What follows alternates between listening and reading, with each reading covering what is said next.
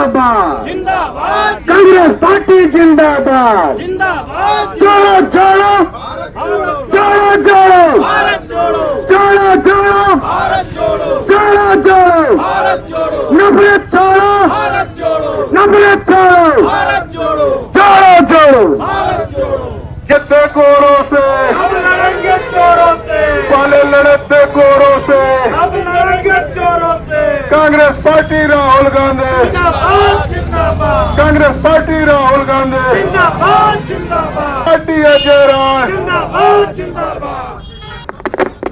आज हम बड़हलगंज में अंबेडकर चौक पर उपस्थित हैं, जबकि यहाँ कांग्रेस पार्टी के कुछ कार्यकर्ता द्वारा जो चिल्लूपार विधानसभा अध्यक्ष जबकि राष्ट्रीय तिरंगे के साथ कांग्रेस के जो झंडे लगे हैं उसके साथ अपना पद यात्रा भारत जोड़ो की निकाले हुए हैं। इस संदर्भ में इनसे वार्तालाप करेंगे कि इन लोगों का उद्देश्य क्या है कि भारत पथ आज यात्रा निकालने की आवश्यकता पड़ी।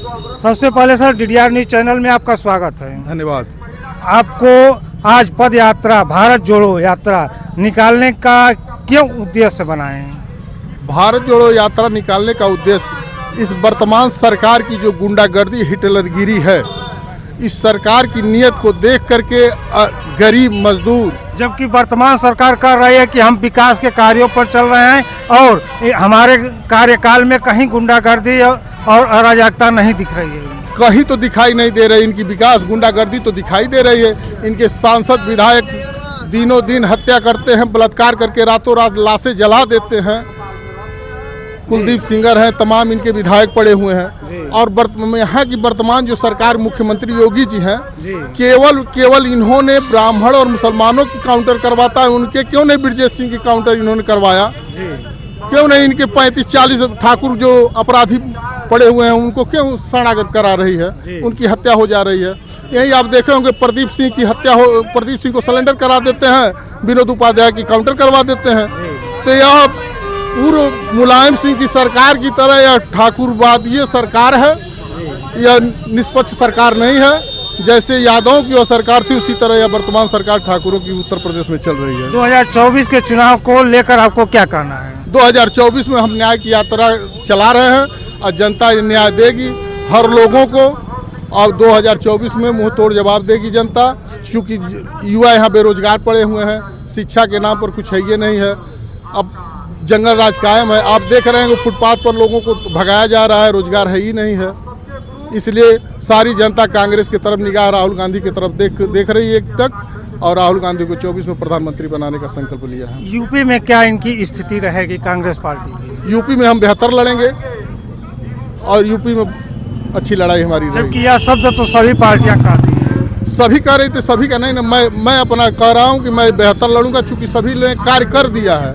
आज तक जो यूपी में कांग्रेस ने जो कर दिया था, कोई नई सरकार बता दे कोई कल कारखाना लगाया? कुछ उपलब्धियां बताएं जो कांग्रेस सरकार ने अपने कार्यकाल में की हों।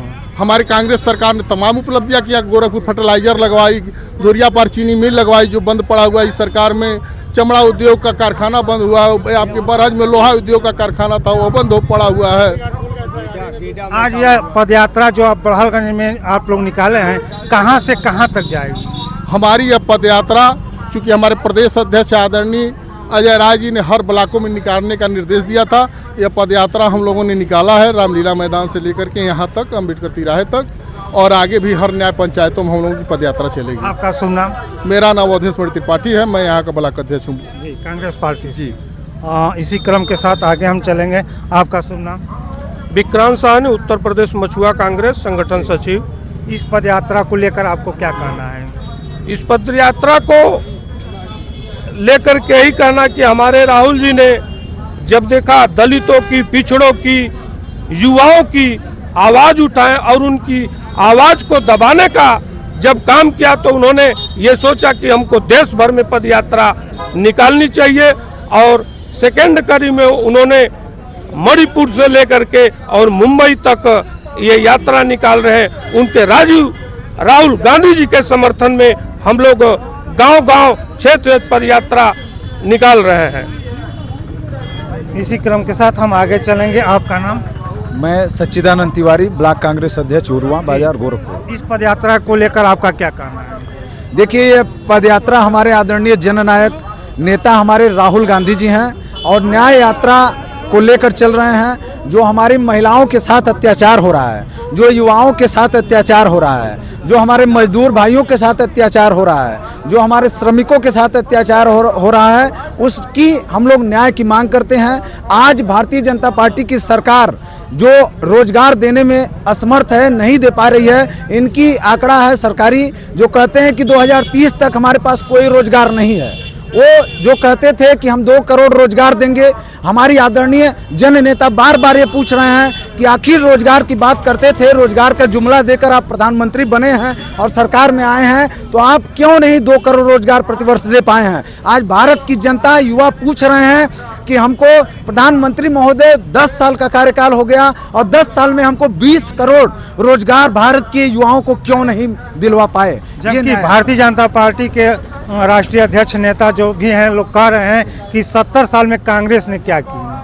देखिए, आज जो बनाया गया है, जो कांग्रेस के द्वारा ही बनाई गई है, आपकी ये बस स्टैंड बनाई गई है भारत में, बड़हलगंज में है ये बस स्टैंड जो है वो कांग्रेस के द्वारा ही बनाई गई है।